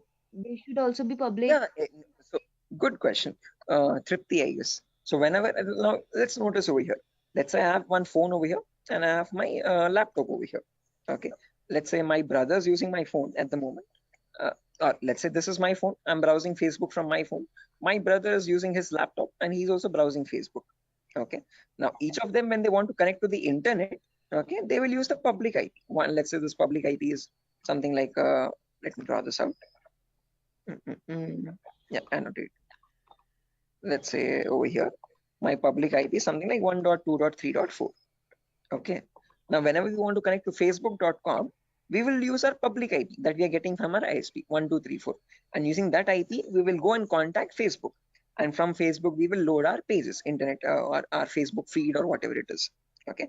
Now, let's say I am also browsing Facebook. My brother is also browsing Facebook from the same public IP.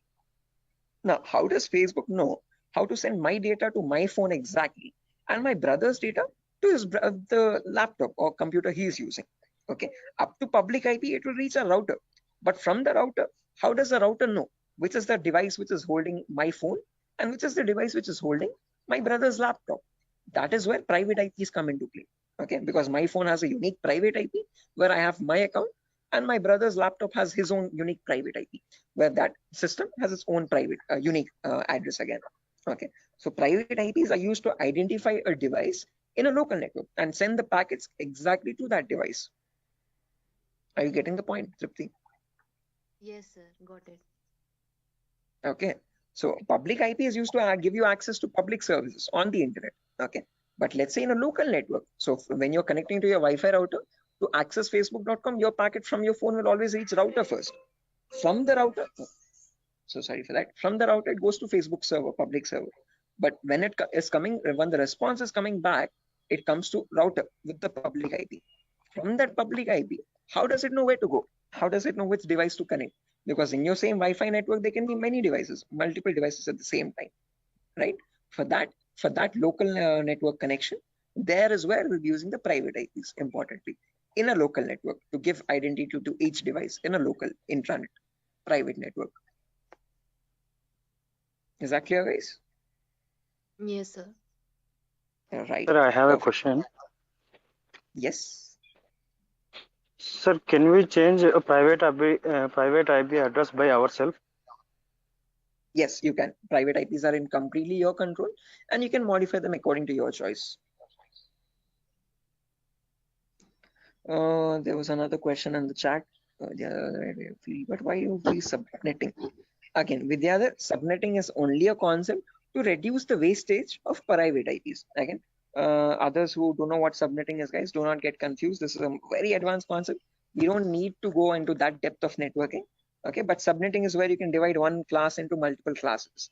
So with the others, just to give you this answer, okay, others, just ignore this. Okay, this is you could say gibberish for you for the time being. Okay, so with the other, let's say I have 50 devices in my network, but I'm using class C.